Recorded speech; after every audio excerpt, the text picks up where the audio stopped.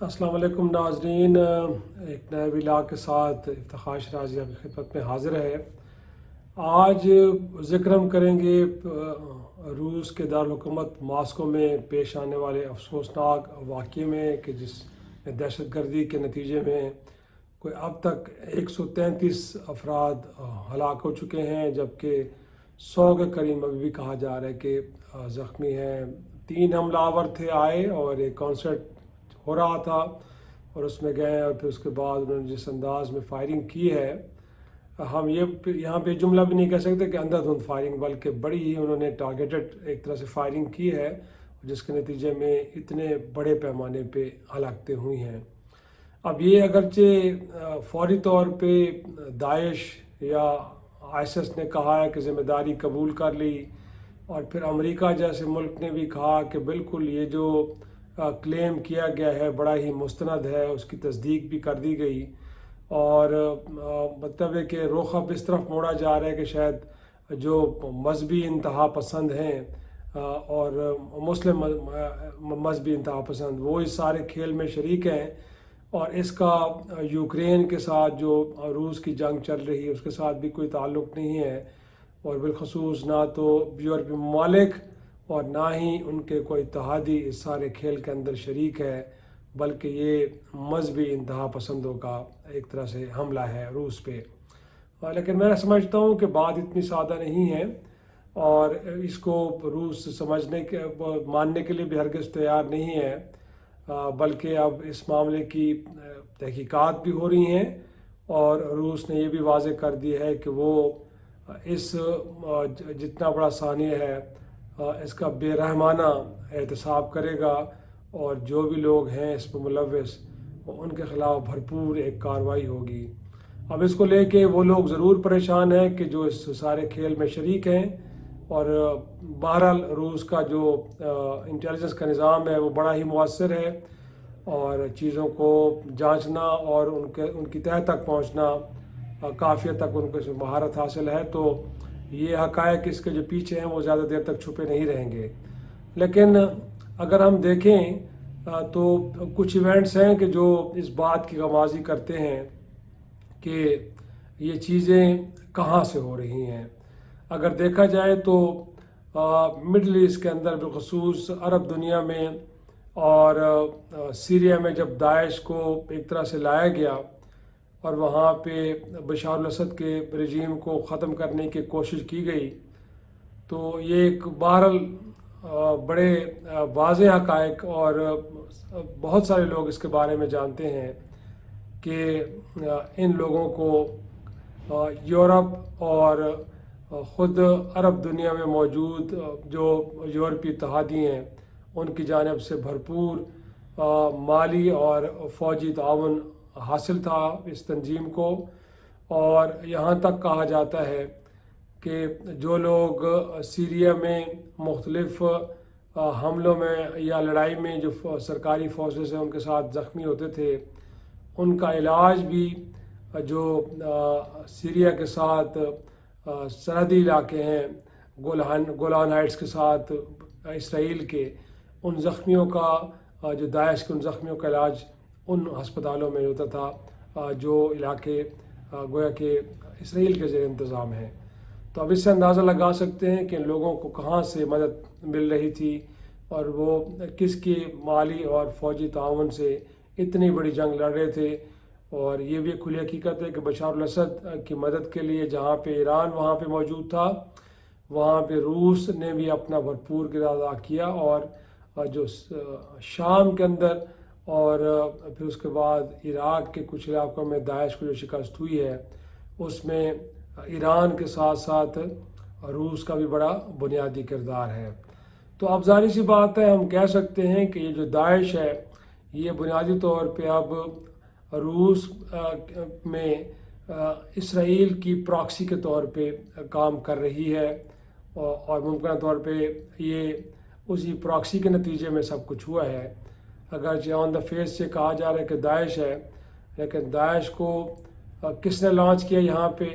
اب آپ کو میں نے جو بات بتائی اس سے آپ کو اندازہ ہو گیا ہوگا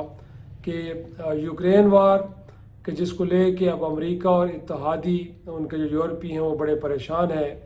کہ بھرپور کوششوں کے باوجود یوکرین کو ہر طرح کا فوجی اور مالی تعاون فراہم کرنے کے باوجود بھی اس جنگ کے اندر وہ روس کو شکست نہیں دے پائے، بلکہ یہ ہے کہ اب یوکرین کے کئی علاقے گویا کہ روس کے قبضے میں ہیں۔ تو اب جب اس فرنٹ کے اوپر چیزیں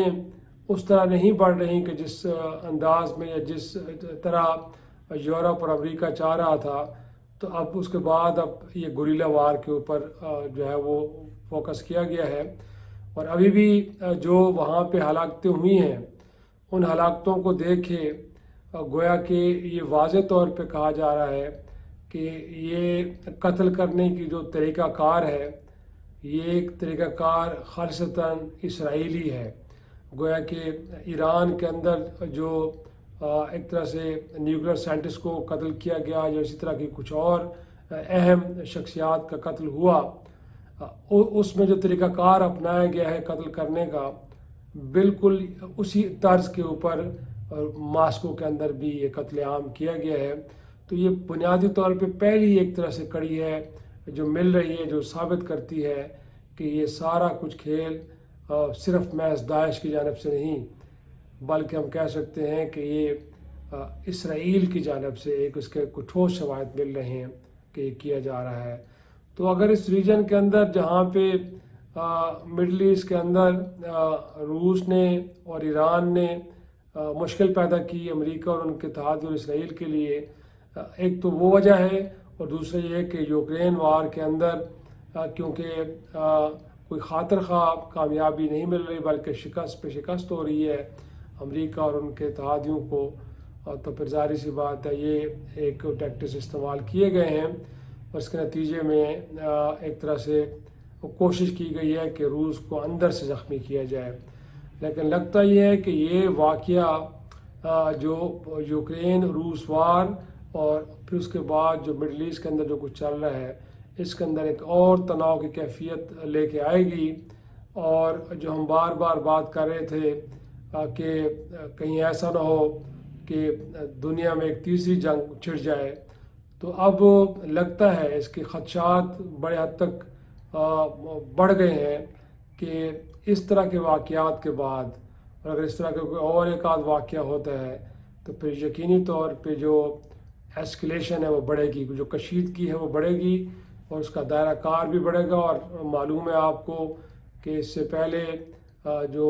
روس کے صدر ہیں کہ جو 5ویں بار پھر منتخب ہوئے ہیں صدارت کے عہدے کے لیے، انہوں نے بڑے واضح طور پہ کہا کہ جب انہیں کچھ شواہد ملے کہ یوکرین وار کے اندر کہیں امریکہ اور ان کے یورپی اتحادی براہ راست ملوث ہیں، تو پھر وہ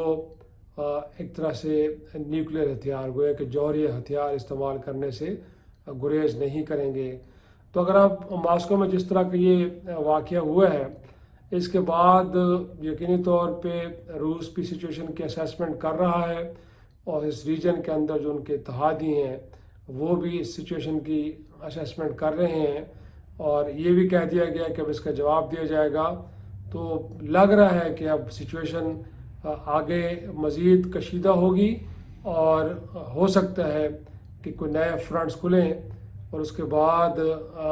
اس طرح ایک طرح سے صورتحال بدلے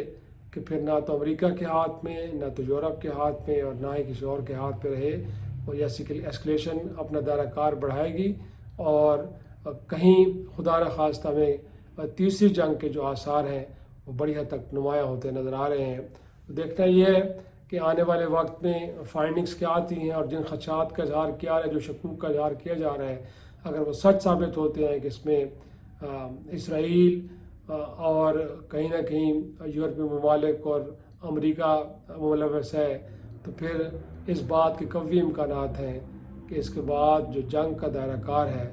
وہ بہت حد تک وسیع ہو جائے گا، اور اس میں کچھ اور ممالک بھی شامل ہو جائیں گے۔ آج تک کے لیے اتنا ہی، اگلے ولاگ میں پھر آپ سے ملاقات ہوگی، تب تک اجازت دیجیے، خدا حافظ۔